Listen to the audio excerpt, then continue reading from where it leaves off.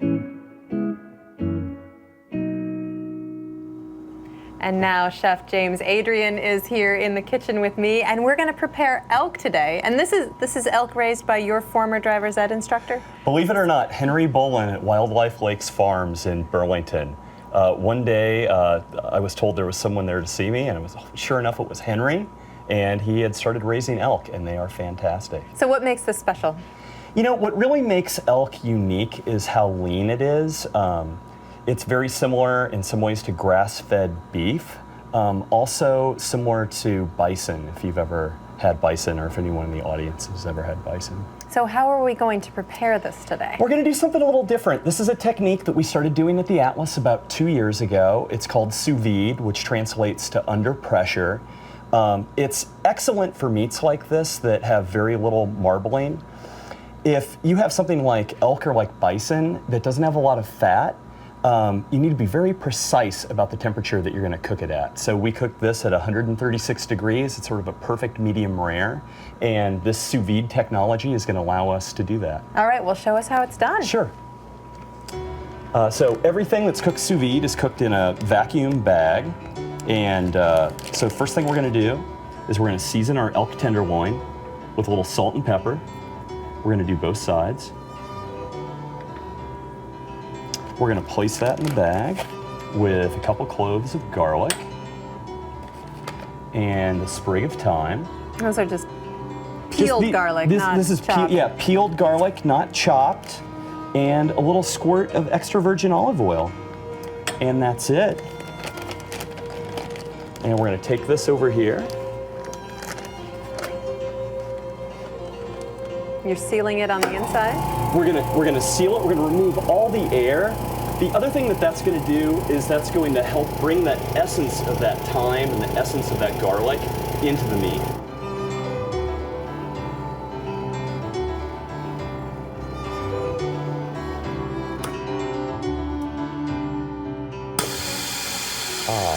All right.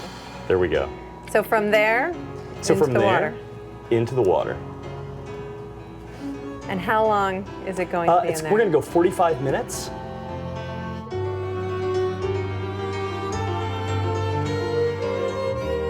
So the elk is in its water bath for quite a while. What are we going to do next? It is. So next we're going to make a chimichurri, which is just a fantastic sauce on any sort of red meat. It's made in Argentina, is probably its origin. And we're going to do just a teaspoon of garlic, a teaspoon of hot pepper flakes. We're going to do a heaping tablespoon of chopped parsley. Go back for a little more parsley. And a heaping tablespoon of cilantro. This is going to be flavorful. It really is. It's herbaceous and acidic, and is just going to go really well with our elk. Squeeze a lime in there. Squeeze a lime and a little bit of extra virgin olive oil, or quite a bit, actually. And that's our chimichurri. All right.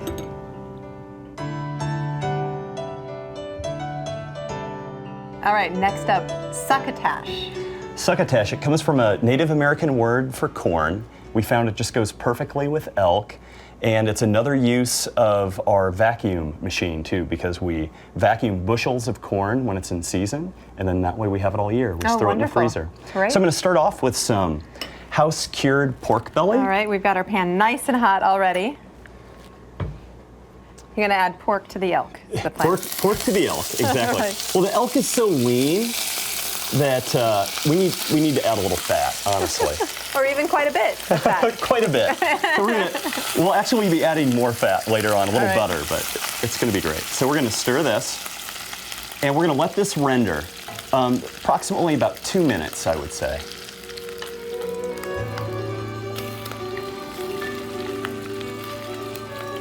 As you can see, this is really well rendered.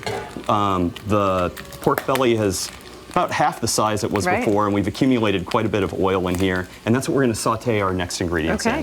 The first thing that we're going to do is we're going to put a little bit of garlic in here. This is about a teaspoon of garlic. And we're just going to let that toast just a little bit. Doesn't take very much time. You can already smell it. Mm-hmm. And now, Charity, would you want to help me out? Sure. Would you want to add our remaining ingredients, our poblano peppers? All right.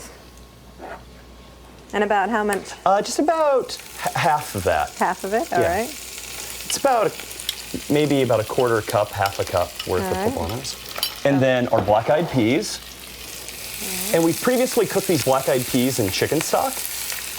They started out as a dry bean. And then about, actually almost all of these. Almost all, that sounds good. And that's perfect right there. And then we've got our sweet corn. No, you can't have too much sweet corn. You can't. About the same amount that you did of the black-eyed peas. So just keep going. Perfect. Right there. All right. And then finally, some red onion. And we've got some tomatoes as well. All right, how much? About just 2 spoonfuls of onions. Perfect. Perfect. And about half of our tomatoes. All right. Oh, this is starting to smell wonderful. Oh, it does. It smells great. And it sounds good, too. And if you just give that a stir, Sure. I'm going to add in just a couple spoonfuls of the chimichurri that we made previously. It's got all that cilantro and parsley. It just really zips it up. Also, a little bit of that lime in there helps. And we're going to season it with some kosher salt. Not too much because that pork belly is pretty salty. And then some cracked black pepper. All right. And I see you have a giant mountain of butter over there. A giant mountain of butter. And so we're going to put about 2 tablespoons of butter in there. And this is going to make it really creamy. Once again, that elk is very lean. And our sauce, the chimichurri, is kind of pretty acidic. So, and just stir that in until the butter melts and everything is hot. To say about 1 minute, and we'll be there.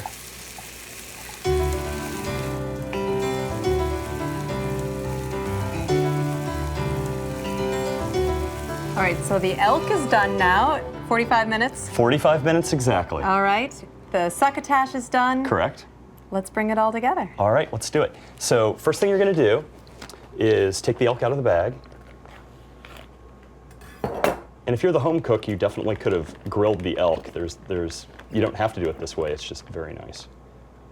And we're going to dry it off so we can get a nice sear on it. You always need things dry. And you just leave the garlic and everything behind? Leave everything behind. We're not going to use it again.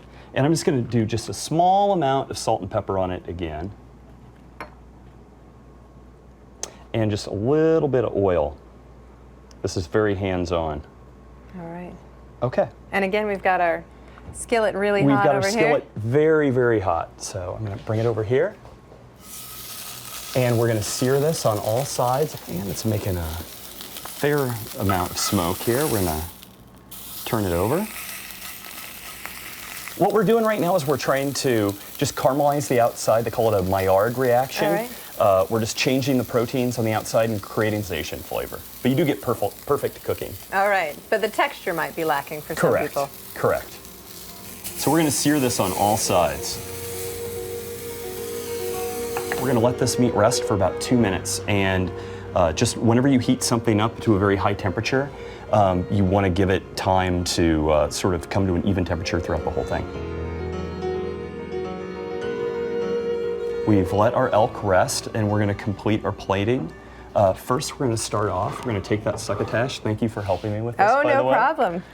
It's so beautiful. I love the colors in succotash. Yeah, very pretty. Almost as good as the flavors. We're just going to make a little line of it. And next, we're going to slice our elk. And do fairly thin slices.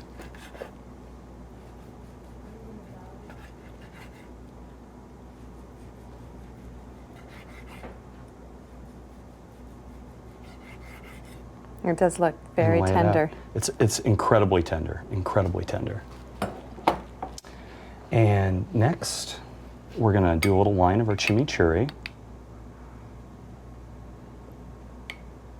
How spicy is that? This isn't very spicy. I don't really consider it that spicy. I mean, the pepper flakes give it just a little bit of a kick, but it's nothing like a habanero kick. Okay. And That's the only spice we have in the whole dish. Well, I guess the poblanos, some people might find a little spicy. It sort of depends on the season.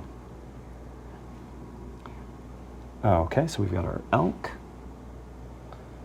And then we're going to garnish it with some popcorn shoots. I have never seen this before. James Nisley grows these out in Kelowna, and they are just fantastic. It's like eating a whole ear of corn in a little shoot. So they're seed sprouts. It's seed sprouts, exactly, Okay. exactly. So we're going to lay these out. And they're beautiful too. Yeah, they're fantastic. And we've got some pickled red onion, and we just did this earlier. It's just a cup of red wine vinegar, a cup of sugar, 2 cups of water, and bring it to a boil and pour it over the onions and let it sit in that overnight. Oh, wonderful. And you do that in the vacuum seal We bag, actually too. do that in the vacuum sealer Clearly too. a technology you enjoy. We enjoy it a lot. It's So so you can useful. probably do that in an old-fashioned way as well. Absolutely. A canning absolutely. jar, perhaps. Absolutely, just as good. And we're gonna season our avocado, just a little bit of salt, little bit of pepper, and we're gonna squeeze a lime over the salad that we just made. And that is our elk dish Wow. right there. That is beautiful. All right. James, thank you so much. Thank you so much. It was a pleasure to be with you today. Absolutely.